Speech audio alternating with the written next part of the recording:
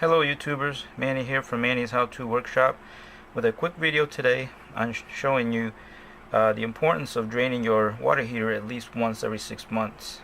As you can see inside this bottom drain valve, there's a bunch of crud in there that's blocking the hole, and that's basically calcium and some other sediments from having hard water here in this Tampa area. So basically what you need to do is find you a little wire, like a coat hanger, piece of a coat hanger, such as this right here, to stick in the hole and loosen that stuff up. And because my water heater is so close to the ground, I only have this little catch dish here to catch the water as it comes out.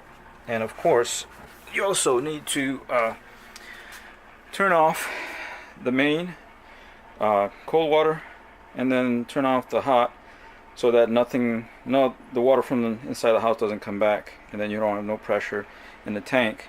I mean, you could also open up the relief valve, which, see, I did, and a little bit of water came out from my overflow tube that I put in this utility sink. So like I said, make sure the system's got the pressure's off, because once you poke that and it starts coming out, what's going to happen is that water's going to go somewhere. And here's my parts of the valve right there. The white one is the collar that holds the actual valve, the black part, in.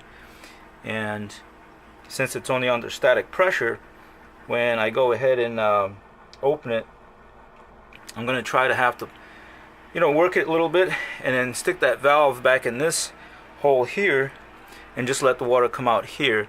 I also have a cap that fits right in this right there, so I don't get too much water on the floor.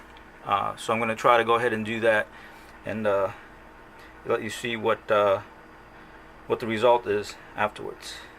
So hold on one second.